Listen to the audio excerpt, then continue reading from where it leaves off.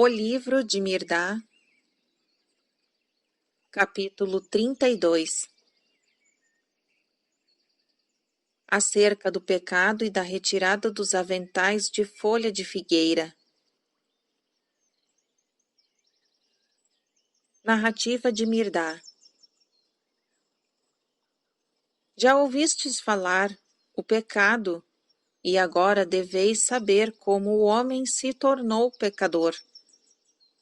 E declarais não sem mérito que se o homem, à imagem e semelhança de Deus, é pecador, então Deus mesmo deve ser a origem do pecado.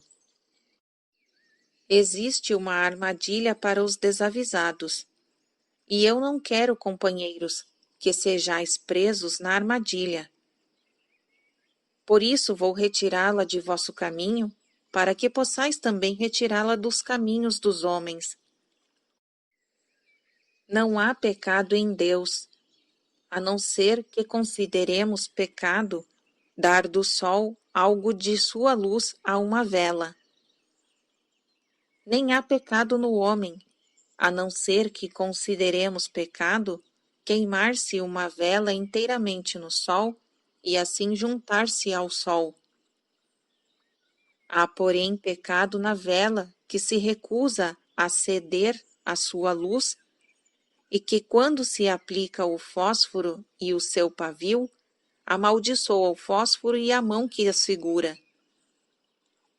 Há pecado na vela que tem vergonha de se queimar no sol e que por isso se oculta do sol. O homem não pecou por desobedecer à lei, mas por querer encobrir a sua ignorância da lei. Sim, há pecado no avental de folha de figueira. Não lestes a história da queda do homem, tão simples e ingênua nas palavras, porém tão sublime e sutil no seu significado?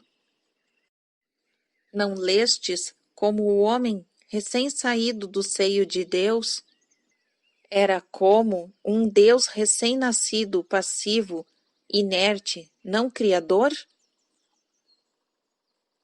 Isso porque, embora dotado de todos os atributos da divindade, era como todos os recém-nascidos, incapaz de conhecer e de exercitar as suas infinitas capacidades e talentos. Como uma semente solitária encerrada em belíssimo frasco, achava-se o homem no jardim do Éden.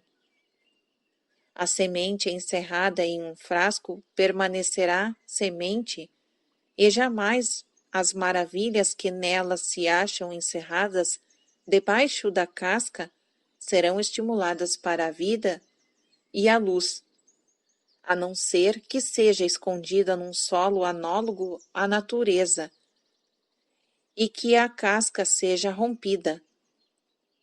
O homem, porém, não possuía solo algum em que lhe fosse análogo, onde pudesse plantar-se e brotar.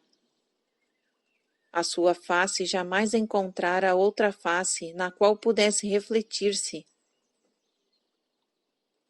Era um ouvido humano que jamais ouvira outra voz humana. Era uma voz humana que jamais tivera eco em outra voz humana. Seu coração batia solitário.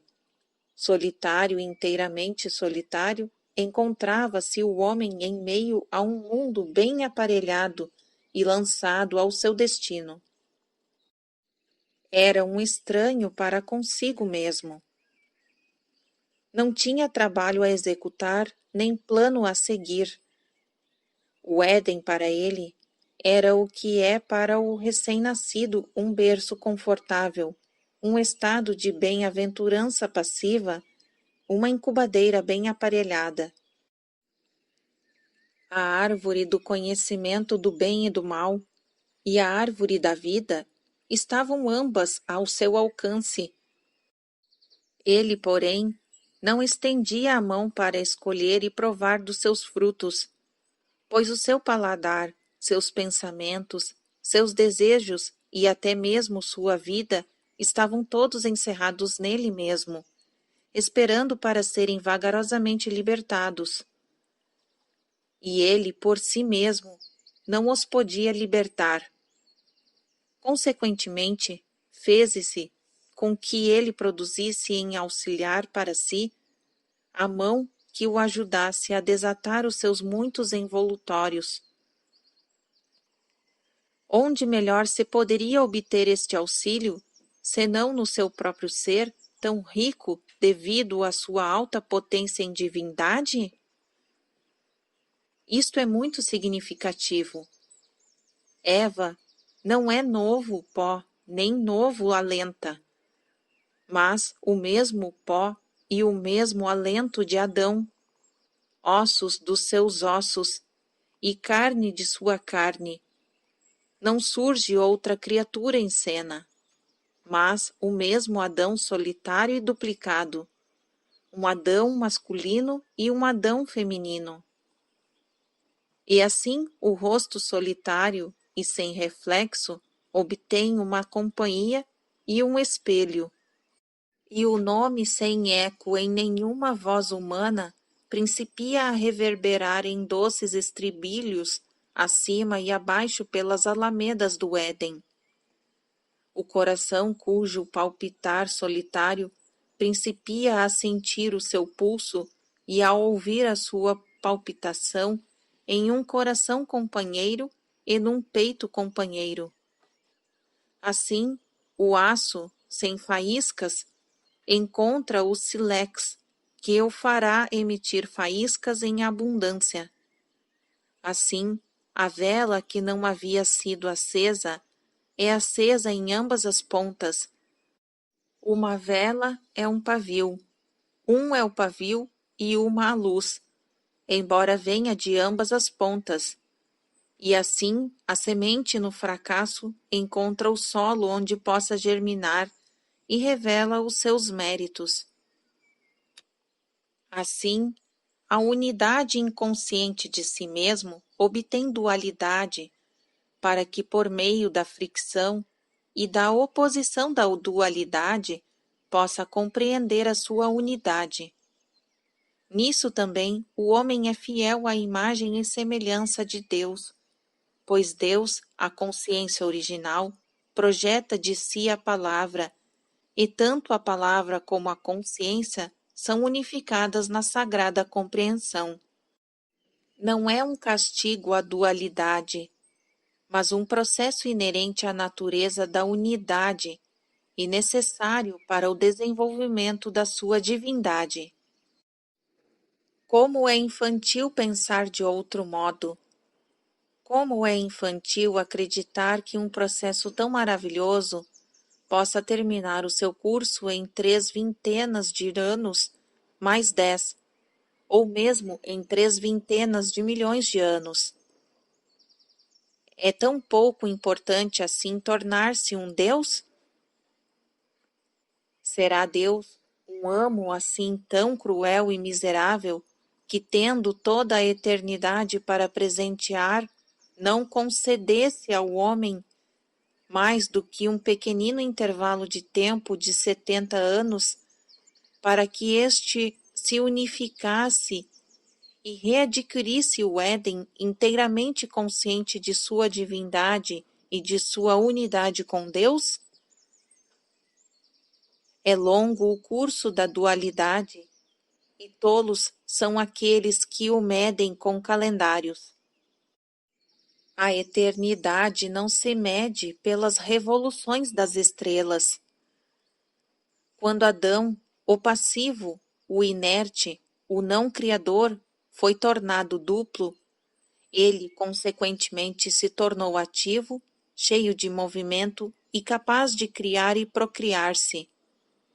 Qual foi o primeiro ato de Adão depois de se tornar duplo? Foi comer o fruto da árvore do bem e do mal, e desse modo fazer todo este mundo duplo como ele. As coisas deixaram de ser como haviam sido, inocentes e indiferentes. Estas se tornaram boas ou más, úteis ou prejudiciais, agradáveis ou desagradáveis, tornaram-se dois campos opostos, ao passo que antes era um. E a serpente que enganou Eva para que provasse o bem e o mal, não era a profunda voz ativa, embora inexperiente da dualidade, estimulando-se para a ação e a experiência? Não admira que Eva fosse a primeira a ouvir essa voz e a obedecê-la. Eva era como se fosse a pedra de afiar, o instrumento destinado a tornar manifestos os poderes latentes de seu companheiro. Não estivesses vós já muitas vezes a imaginar esta primeira mulher, da primeira história humana, caminhando furtivamente por entre as árvores do Éden, com os nervos à flor da pele, com o coração palpitando, como o de um pássaro que caiu na armadilha, com os seus olhos a procurar todos os lados, se alguém a estava observando, com a boca úmida e a mão trêmula estendida para a fruta? Não tendes suspendido a respiração ao imaginardes que ela apanhou a fruta e fincou os dentes na polpa macia, para sentir-lhe momentaneamente a doçura que se teria de transformar em amargura eterna para ela e sua prole?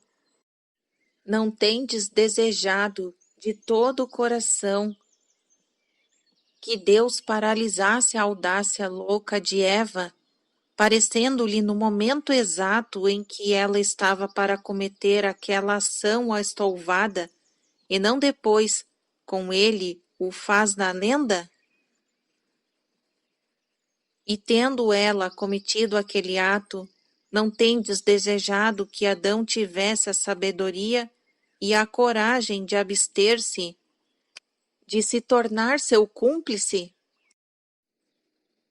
No entanto, nem Deus interveio, nem Adão absteve-se. Isso porque Deus não queria que sua semelhança se lhe tornasse dissemelhante. Era sua vontade que o homem caminhasse o longo caminho da dualidade, a fim de desenvolver sua própria vontade, planejar e unificar-se pela compreensão. Quanto a Adão, ele não poderia, mesmo que quisesse, rejeitar o fruto que lhe era oferecido por sua esposa. Era-lhe obrigatório comê-lo simplesmente porque sua esposa havia comido dele, pois ambos eram uma carne e cada qual era responsável pelos atos do outro. Indignou-se e irou-se Deus porque o homem comeu o fruto do bem e do mal?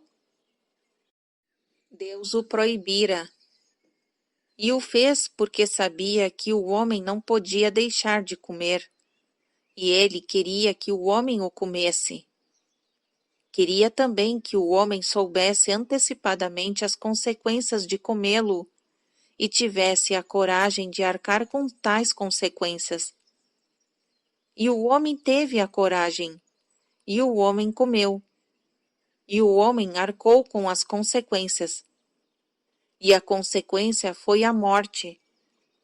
Ao se tornar ativamente dual pela vontade de Deus, morreu para a unidade passiva. Logo, a morte não é castigo, mas uma fase na vida inerente à dualidade. A natureza da dualidade é tornar todas as coisas duais e dar a tudo uma sombra. E assim, Adão adquiriu sua sombra em Eva, e ambos obtiveram em suas vidas uma sombra chamada morte. Mas Adão e Eva, embora sombreados pela morte, continuam a ter uma vida sem sombras na vida de Deus. A dualidade é uma fricção constante, é a fricção da ilusão de duas superfícies que se opõem, inclinadas à autodestruição. Realmente estão se completando preenchendo e trabalhando de mãos dadas por um só objetivo: a paz perfeita, a unidade e o equilíbrio da sagrada compreensão. A ilusão, porém, está enraizada nos sentidos e persiste enquanto estes persistem. Eis porque Adão respondeu a Deus quando Deus o chamou, depois dos seus olhos terem sido abertos: Eu ouvi a tua voz no jardim, e eu tive medo, porque eu estava nu, e eu me escondi. Como também a mulher que tu me destes para minha companheira? Ela me deu o fruto da árvore e eu comi. Eva não era mais do que a carne e ossos de Adão. Pensais, porém, neste novo eu de Adão, o qual, depois de seus olhos terem sido abertos, principiou a se ver como algo diferente, separado e independente de Eva, de Deus e de toda a criatura de Deus. Este eu era uma ilusão dos olhos recém-abertos. Era esta personalidade desligada de Deus. Não tinha substância nem realidade. Havia sido criada para que, após a sua morte, o homem pudesse conhecer o seu ser real, que é o ser de Deus. Este eu falso desaparecerá quando os olhos externos se apagarem e o olho interno for iluminado. Embora isto deixasse Adão confuso, servia para estimular a sua mente e espicaçar a sua imaginação. Ter um eu que se possa considerar inteiramente pessoal é verdadeiramente muito lisonjeiro e tentador para o homem que não é consciente de nenhum eu. A Adão foi tentado e lisonjeado pelo seu eu ilusório. Embora estivesse envergonhado dele, por ser muito irreal ou nu, dele não queria separar-se. Ao contrário, agarrava-se a ele de todo o coração e com toda a sua engenhosidade recém-nascida. Por isso costurou folhas de figueira e fez para si um avental, com que escondesse a nudez de sua personalidade, tentando conservar-se oculto da vista onipresente de Deus. E desse modo o Éden, o estado de bem-aventurança e inocência, a unicidade inconsciente de si mesma, caiu do homem dual, revestindo de aventais de folhas de figueira. E espadas de fogo foram postas entre ele e a árvore da vida. O homem saiu do Éden pelo duplo portão do bem e do mal. A ele voltará pelo portão singelo da compreensão. Retirou-se dando as costas à árvore da vida. Voltará com o rosto voltado para esta árvore. Iniciou a sua longa e penosa viagem, envergonhado de sua nudez e tendo o cuidado de se esconder e de esconder a sua vergonha. Chegará ao fim de sua viagem com a sua pureza, sem aventais, e o coração ufano de sua nudez. Isso, porém, não se dará enquanto o homem não seja, pelo pecado, liberto do pecado, pois o pecado será a própria ruína do pecado. E onde está o pecado, senão no avental de folhas de figueira? Sim, o pecado nada mais é do que a barreira que o homem coloca entre ele e o próprio Deus, entre o seu eu transitório e o eu eterno. A princípio, um punhado de folhas de figueira, essa barreira veio a tornar-se um poderoso baluarte. Desde o momento em que abandonou a inocência do Éden, O homem tem estado ocupadíssimo em reunir cada vez mais e mais folhas de figueira e a costurar uns sem números de aventais. Os indolentes se satisfazem em remendar os rasgões de seus aventais com os trapos abandonados pelos seus próximos mais trabalhadores. E cada remendo na indumentária do pecado é pecado, pois tende a perpetuar a vergonha que foi o primeiro e pungente sentimento que teve após separar-se de Deus. Está o homem fazendo algo para livrar-se dessa vergonha? Não. Todo o seu esforço é vergonha sobre vergonha, aventais sobre aventais. Que são as artes e as instrução do homem, senão folhas de figueira? Seus impérios, nações, segregações raciais e religiões, na vereda da guerra, não são cultos de adoração à folha da figueira? Seus códigos do bem e do mal, de honra e desonra, de justiça e de injustiça, seus incontáveis credos sociais e suas convenções, que são senão aventais de folhas de figueira? O seu avaliar é inavaliável, e medir o imensurável e padronizar aquilo que está além do padronizável não é remendar a já ultra remendada tanga? A sua avidez pelos prazeres que estão pejados de sofrimento, sua ambição pelas riquezas que empobrecem, sua sede pelo mestrado que subjuga, a sua cobiça pela grandeza que achicalha, não são todas essas coisas aventais de folha de figueira? Nessa corrida patética para cobrir a sua nudez, o homem vestiu-se um grande número de aventais que no correr dos anos agarram-se tão fortemente à sua pele que ele já não distingue os aventais de sua pele. E o homem se sente sufocado e clama por quem o liberte de tantas peles.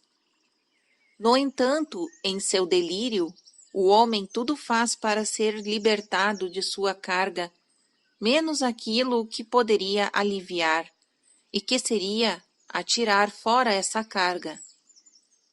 Ele quer libertar-se de sua carga e se agarra a ela com todas suas forças.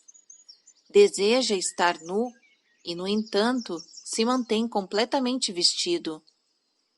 É chegada a hora de se despir.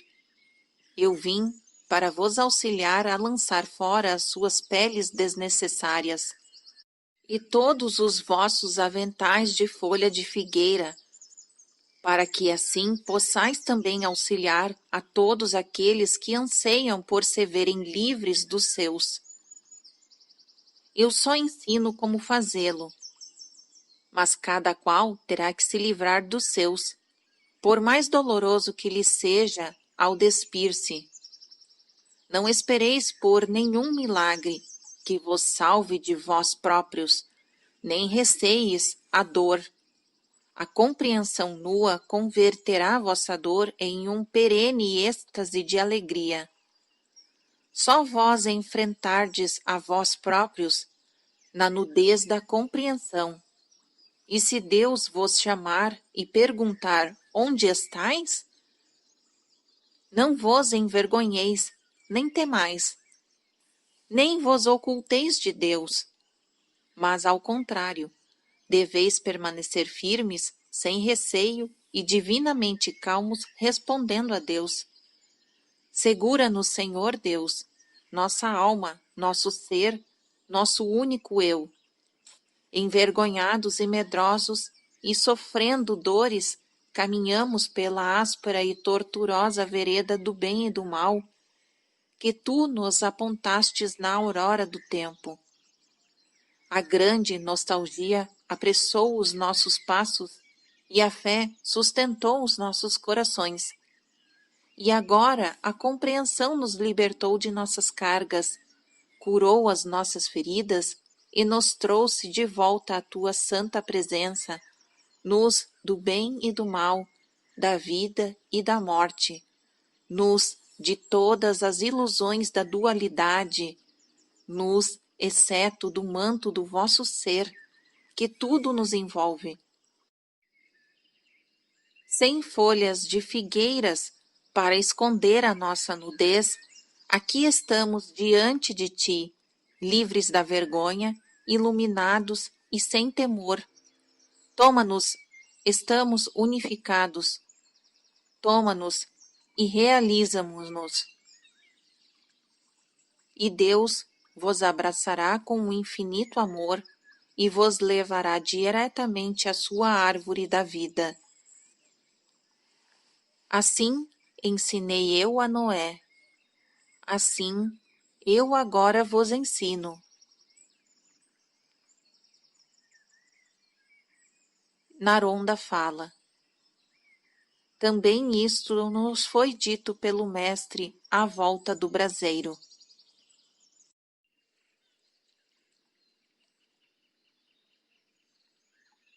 Fim do capítulo 32.